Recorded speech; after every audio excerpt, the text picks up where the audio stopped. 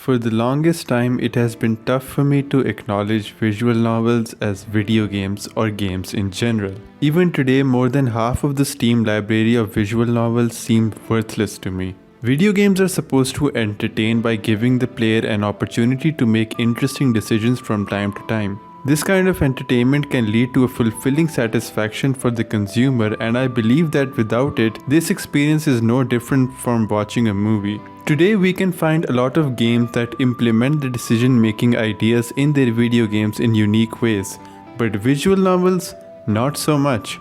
The majority of them just give off the vibe that you get to pick which anime girl you want to woo by showing your riz in a specific dialogue option. This is the complete opposite of fun. If the story has the same templates of characters used by many, then not a whole lot of people would want to invest their time into it. However, back in 2017, a certain game changed the way visual novels were meant to be played, even if it was meant for a short period of time.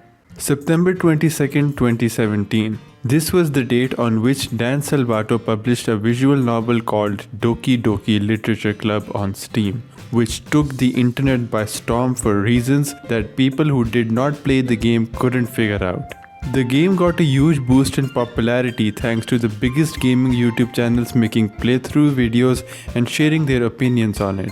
But what exactly did Doki Doki Literature Club offer? On the surface, it seems like just another average dating simulator that is supposed to appeal to lonely, degenerate weebs. But in reality, DDLC is a game that gave birth to an entirely new vision of psychological horror. In multiple interviews, Dan Salvato has talked about his experience with different types of media that inspired him to create DDLC. In his early days, he was a huge fan of Super Smash Bros. And contributed in the modding community that helped him understand that with minor tweaks, the game could give a new and exciting experience to the player. Growing up, he also got the chance of playing games such as Irisu Syndrome, Eversion and Human Nikki, all of which created an atmosphere of disempowerment for the player even though they were much different than DDLC in terms of basic design. Other experiences of him, such as being creeped out by certain sounds like the CD player automatically opening up in Riven when traversing through different islands, had an influence to different audio design that excluded most music choices of the game.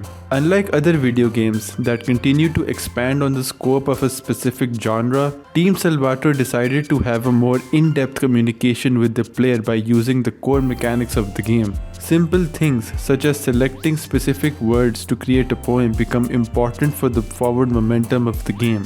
Spending time with your favorite 2D girl also became extremely vital to building an unsettling atmosphere that left you with goosebumps. The main focus of DDLC as a complete product was disempowerment. Dan has specifically mentioned in a few interviews that he wanted to create a game that would put players in powerless situations, which would also bring in their own contribution from the few decisions that would offer to them. These decisions allowed players to explore different routes in specific acts without completely altering the main story. Not to mention that there were insane unlockables hidden within the mechanics that turned everyone into an online game theorist.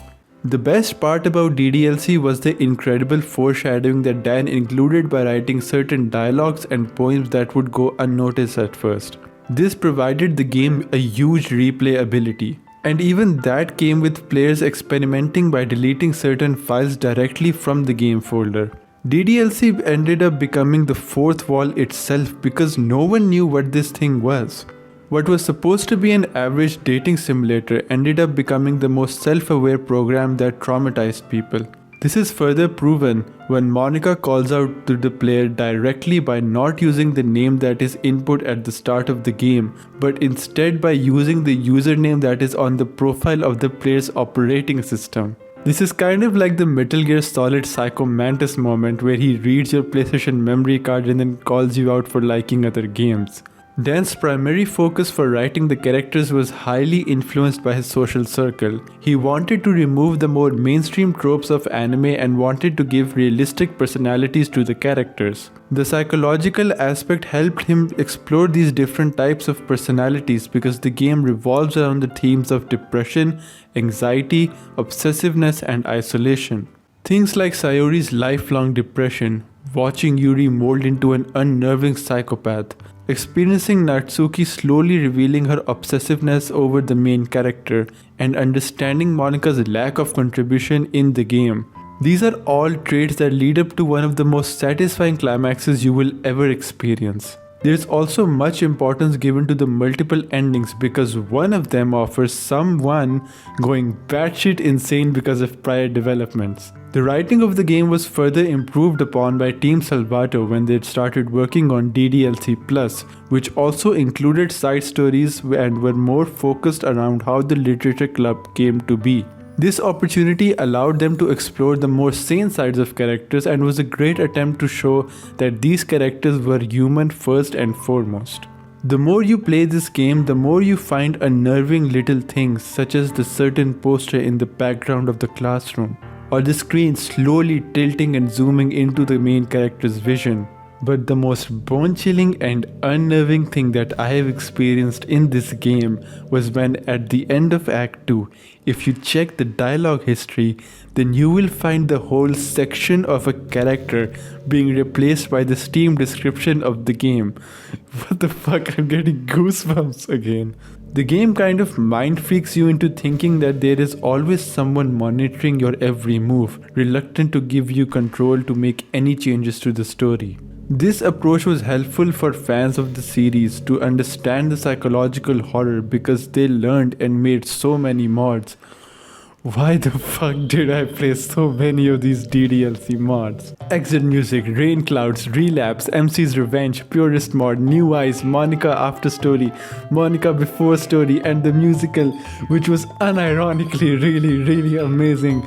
I guess the point just stands that Dan and his fellow mates in Team Salvato crafted what is easily one of the best psychological horror experiences that led to the birth of a talented community who made us laugh, cry, and slowly step away from the screen so that we could click our left mouse buttons. Happy thoughts everyone, I'll see you guys at the festival.